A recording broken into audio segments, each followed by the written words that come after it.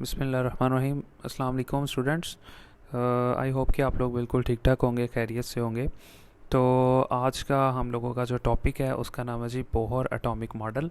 इससे पहले हम लोगों ने रदरफोर्ड का एटॉमिक मॉडल पढ़ा था। उसके बाद एक और साइंटिस्ट आ गया था जिसका नाम था बोहर। तो बोहर ने भी जो अपना एटॉमिक मॉडल है वो यहाँ पे पेश किया था। ठीक है, तो उसके बारे में हम लोग अभी स्टार्ट कर लेते हैं। तो जैसा कि मैंने आप लोगों से पहले भी रिक्वेस्ट की थी कि चैनल न्यू है, काइंडली आप लोगों की सपोर्ट चाहिए। बस बहुत से स्टूडेंट ऐसे हैं, बस सिर्फ वीडियो देखते हैं और चले जाते हैं, ना लाइक करते हैं, ना कमेंट करते हैं, ना उसको लिंक को आगे शेयर करते हैं। तो आपसे रिक्वेस्ट है कि काइंडली थोड़ा सा आप सपोर्ट करें, तो बड़ी नवाजिश होगी आपकी। तो हम लोग अब शुरू करते हैं इंशाल्लाह।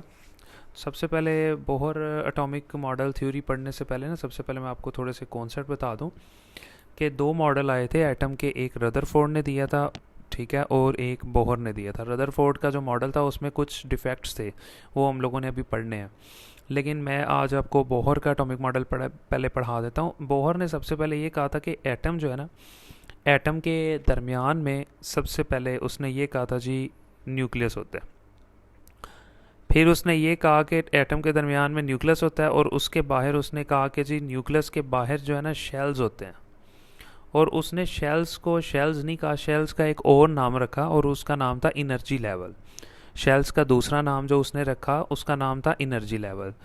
और उसने जो इनर्जी लेवल पेश किए वो चार थे। ये मैंने बना दिए जैसे भी टेढ़े मेढ़े बने। तो सबसे पहले ये हो गया जी न्यूक्लियस। न्यूक्लियस के बाहर ये पहला एनर्जी लेवल, ये दूसरा एनर्जी लेवल, ये तीसरा एनर्जी लेवल और ये चौथा एनर्जी लेवल। पहले एनर्जी लेवल का नाम के दूसरे का नाम है जी एल, तीसरे का नाम है एम और चौथे का नाम है एन। तो ये टोटल चार एनर्जी लेवल्स थे। ये एटम का स्ट्रक्चर बनाया बोहर ने कि एटम कुछ इस तरह का होता है, दरमियान में न्यूक्लियस और उसके बाद चार एनर्जी लेवल्स। और आपको उसने ये कहा कि जो इलेक्ट्रॉन होते हैं ना वो यहाँ पे इन एनर्जी लेवल्स के अंदर गर्दिश करते हैं। जो इलेक्ट्रॉन होते हैं इनमें घूमेंगे, यानी इनके अंदर वो रिवॉल्व करेंगे, गर्दिश करेंगे, यहाँ पे भी, यहाँ पे भी, यहाँ पे भी। अब जो मेन कॉन्सेप्ट उसने दिया ना वो बड़ा अहम है समझना। उसने ये कहा कि ये भी एनर्जी लेवल है, ये भी, ये भी, ये भी। ये जो सबसे आखिरी शेल है ना, उसने ये कहा कि इसकी एनर्जी सबसे ज़्यादा है, ये थोड़ी सी कम है। ये वाला इसकी एनर्जी इससे कम है और इसकी एनर्जी सबसे कम है। फिर उसने जो इम्पोर्टेंट बात की, उसने कहा कि जब तक इलेक्ट्रॉन एक ही एनर्जी लेवल में गर्दिश करता रहेगा, ना तो उस इलेक्ट्रॉन की एनर्जी खारिज होगी ना ही जज़ब होगी। ये एक इलेक्ट्रॉन है, ये इधर ही घूमी जा रहा है, इधर ही मूव कर रहा है, ना तो इस इलेक्ट्रॉन की एनर्जी खारिज होगी ना जज़ब होगी। तो फिर उसने ये कहा कि इलेक्ट्रॉन की एनर्जी खारिज या जज़ब तब होगी जब इलेक्ट्रॉन एक एनर्जी लेवल से जंप लगा के दूसरे एनर्जी लेवल में पहुंच जाता है, तब उसकी एनर्जी खारिज या फिर जज़ब होगी। लेकिन फिर पूछने वालों ने पूछा कि जज़ब कब होगी और खारिज कब होगी। तो उसने ये कहा कि ये शेल जो है ना, ये एनर्जी लेवल है, यहाँ पे एनर्जी सबसे ज़्यादा होती है। अगर इलेक्ट्रॉन यहाँ से इस शेल में मूव करे, यानी इस एनर्जी लेवल में आ जाए, तो पहले वो ज़्यादा एनर्जी वाले लेवल में था, अब वो कम एनर्जी वाले लेवल में आ गया, तो इलेक्ट्रॉन की एनर्जी खारिज हो जाएगी। लेकिन अगर वो यहाँ से जंप करके इधर आ जाए, तो पहले वो कम एनर्जी लेवल में था, अब इलेक्ट्रॉन ज़्यादा एनर्जी वाले लेवल में आ जाएगा, तो यहाँ पे उसकी एनर्जी जज़ब हो जाएगी। सिंपल वर्ड्स में मैं आपको बता दूं, उसने ये कहा कि जब इलेक्ट्रॉन ज़्यादा एनर्जी वाले लेवल से कम एनर्जी लेवल पे जंप लगाता है ना, तो उसकी एनर्जी खारिज हो जाती है। और अगर वो कम एनर्जी वाले लेवल से ज़्यादा एनर्जी वाले लेवल पे जंप लगाता है तो उसकी एनर्जी बढ़ती है या फिर उसकी एनर्जी जज़ब हो जाती है। तो आई होप कि आपको ये सिंपल से कॉन्सेप्ट समझ आ गए होंगे। फिर उसने आखिर में ना एक बात कही, उसने कहा कि मोमेंटम तो आपने पढ़ा होगा फिज़िक्स के अंदर। उसने यहाँ पे ये कहा कि अगर आप चाहते हैं कि इलेक्ट्रॉन एक ऑर्बिट में एक एनर्जी लेवल में गर्दिश करे, तो उसके लिए शर्त ये है कि वो जो ऑर्बिट है ना, ये ऑर्बिट ये जो है, यानी कि ये जो गोल दायरा है, ठीक है, इसका जो मोमेंटम है उसकी कीमत, यानी मोमेंटम तो एम वी हो गया ना, और आर यहाँ पे दायरे का रेडियस होता है। जैसा कि फॉर एग्जांपल मैंने यहाँ पे एक दायरा बनाया, ये इसका जो रेडियस होगा वो आर होगा। उसने कहा ये एम वी आर यहाँ पे बराबर होगा एन एच डिवाइडेड बाय 2 पाई के। ये जो 2 पाई है ना, इस 2 पाई का मतलब होता है ये पूरा चक्कर, 360 भी कहते हैं इसको। और एन का मतलब यहाँ पे number of energy level, number 1 है, नंबर 2 है, नंबर 3, नंबर 4। और एच का मतलब हाइट होती है, यानी यहाँ से यहाँ तक कितना फासला है, यह हाइट है, यहाँ से यहाँ तक कितनी हाइट है, और इस तरह सो ऑन। तो ये उसने कुछ हम लोगों को मेन कॉन्सेप्ट दे दिए थे।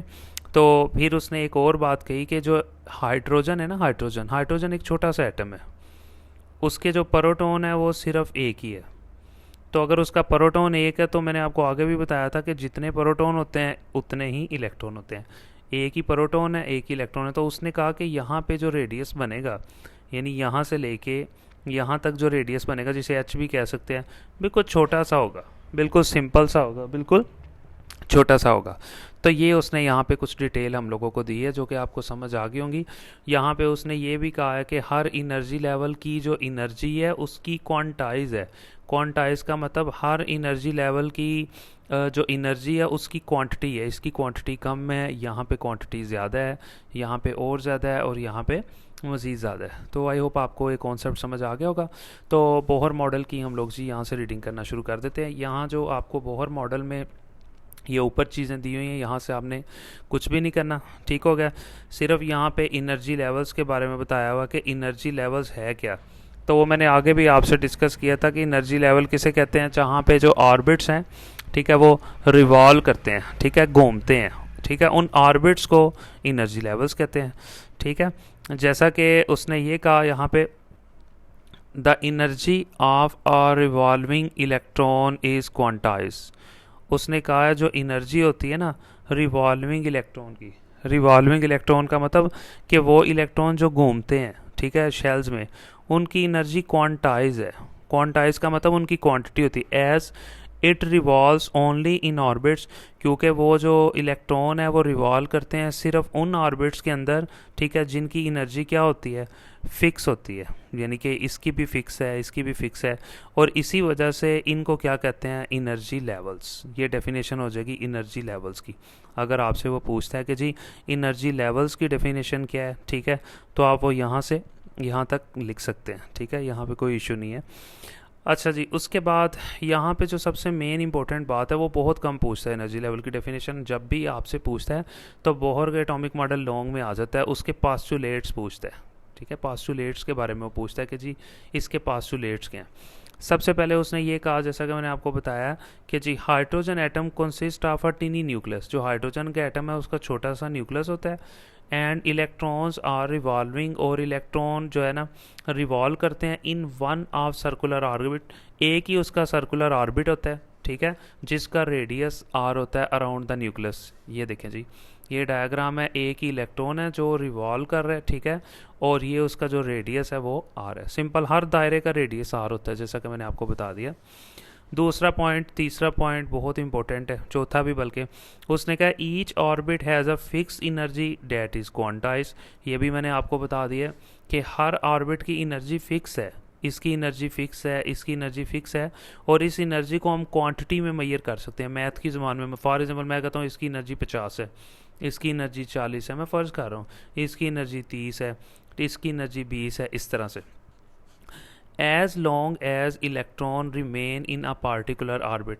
यहाँ पे जो लफ्ज़ लिखा हुआ है ना, एज लॉन्ग एज, इसका मतलब होता है जब तक इलेक्ट्रॉन रिमेन, इलेक्ट्रॉन रहता है किसी एक ऑर्बिट में, पार्टिकुलर का मतलब किसी ख़ास ऑर्बिट में। इट डज नॉट रेडिएट, ना तो वो रेडिएट का मतलब होता है खारिज करता है, ना तो वो एनर्जी खारिज करता है, और अब्जॉर्ब, ना फिर वो एनर्जी जज़ब करता है।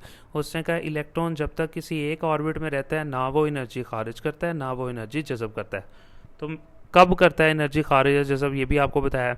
एनर्जी इज़ इमिटेड और अब्जॉर्ब, यानी एनर्जी या तो तब, इसका मतलब भी खारिज होता है, एनर्जी तब खारिज होगी या जज़ब होगी ओनली कब, जब एक इलेक्ट्रॉन जंप करता है फ्रॉम वन ऑर्बिट, एक ऑर्बिट से, टू एन अदर। यानी कि जब इलेक्ट्रॉन जो है ना वो जंप करता है एक ऑर्बिट से दूसरे ऑर्बिट में, तब हो सकता है कि उसकी एनर्जी खारिज या जज़ब हो। अब वो मज़ीद डिटेल में यहाँ पे जा रहा है। उसने कहा है कि जब व्हेन एन इलेक्ट्रॉन, जब एक इलेक्ट्रॉन जंप करता है ना लोअर ऑर्बिट से हायर की तरफ, तो एनर्जी जज़ब होती है। सिंपल सी बात है। लोअर ऑर्बिट वो है जहाँ पे खाना कम मिल रहा है, अब वो कहाँ चला गया इलेक्ट्रॉन, हायर ऑर्बिट में जहाँ पे खाना उसे ज़्यादा मिल रहा है, तो उसकी एनर्जी बढ़ेगी तो वो एनर्जी जज़ब कर लेगा। खाने की वैसे एग्जांपल दे रहा हूँ ताकि आपको समझ आ जाए। And when it jumps from higher orbit, और अगर वो हायर ऑर्बिट में था और हायर ऑर्बिट से वो मूव कर रहा है लोअर ऑर्बिट की तरफ, पहले वो हायर में था अब वो लोअर में आ गया, ठीक है, यानी कि पहले वो इधर था यहाँ पे, यहाँ से जंप लगा के अब वो यहाँ चला गया लोअर वाली साइड पे, तो फिर वो कहता है अब क्या होगा, सिंपल सी बात है, रेडिएट एनर्जी, तो उसकी एनर्जी खारिज हो जाएगी क्योंकि उसको अब एनर्जी कम मिल रही है। This change in energy delta E, कहता है एनर्जी की अगर हमने चेंज फाइंड करना है तो उसको हम फाइंड कर सकते हैं, और वो क्या चीज़ है, डेल्टा ई की मदद से हम लोग यहाँ पे फाइंड कर सकते हैं। इस डेल्टा ई का मतलब क्या है ये मैं आपको ज़रा थोड़ा एक्सप्लेन कर दूँ। देखिए ये जो पहला एनर्जी लेवल है ना, इसको हम लोग कहते हैं E1, ये जो दूसरा एनर्जी लेवल है इसको हम लोग कहते हैं E2। तो E2 में से जब हम E1 निकाल देते हैं, यानी कि ये हमारा E2 है, E2 में से हम लोगों ने E1 को माइनस कर दिया, तो इसको हम लोग कहते हैं, जो चेंज आ जाता है एनर्जी में उसको हम लोग कहते हैं जी डेल्टा ई। डेल्टा का मतलब होता है चेंज, ई का मतलब एनर्जी में चेंज, ठीक है। तो चेंज को हम लोग इस तरह से फाइंड कर सकते हैं, और ये बराबर होता है एच वी के। एच वी का मतलब आगे भी मैंने कहा था, वी उस इलेक्ट्रॉन की वेलोसिटी है और एच जो है वो उसकी हाइट है। आगे वो एच के बारे में बता रहा है कि एच जो है ना एक कांस्टेंट वैल्यू है, और ये वैल्यू आपने सिंपल उसकी याद कर लेने। और वी जो है आमतौर पे वेलोसिटी भी होती है, लेकिन यहाँ पे वो कह रहा है फ्रीक्वेंसी ऑफ लाइट, यानी रोशनी की फ्रीक्वेंसी है। ये इतना डिटेल में नहीं, आपने जस्ट याद करना है इसको। उसके बाद आखिरी पॉइंट उसने ये कहा हुआ है कि electron can revolve only in orbits of a fix angular momentum. उसने कहा इलेक्ट्रॉन सिर्फ उन्हीं ऑर्बिट्स में रिवॉल्व कर सकते हैं जिनका मोमेंटम जो है ना वो फिक्स हो, और मोमेंटम क्या होगा यहाँ पे mvr, यानी कि वो ये कह रहा है कि इस ऑर्बिट का मोमेंटम भी mvr होना चाहिए, इस ऑर्बिट का मोमेंटम भी mvr। और mvr किसके बराबर होता है ये मैंने आपको आगे भी बोला था, nh डिवाइडेड बाय 2 पाई के, और n का मतलब यहाँ पे हमें पता है number of energy levels and so on, ठीक है। तो यहाँ पे हम लोगों का जी ये लॉन्ग कंप्लीट हो गया, यहाँ तक आप कर लें। 5 पॉइंट ही आपको पास्टुलेट्स में पूछता है वो, ठीक है। लॉन्ग आए तो 5 लिखते हैं, लेकिन अगर आपको शॉर्ट पूछता है तो आपने कोई से 2 पॉइंट्स यहाँ पे लिख देने हैं। तो अब मैं आपको यहाँ से रीडिंग करवा देता हूँ जी उर्दू मीडियम वालों को।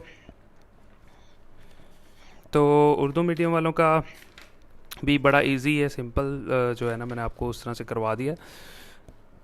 ले जी, इनका भी बिल्कुल इसी तरह। सबसे पहले उसने ये बोला हुआ है कि हाइड्रोजन एटम एक छोटे से न्यूक्लियस पर मुश्तमिल है, इसमें इलेक्ट्रॉन न्यूक्लियस के गिर्द रेडियस आर के किसी गोल ऑर्बिट में गर्दिश करते हैं।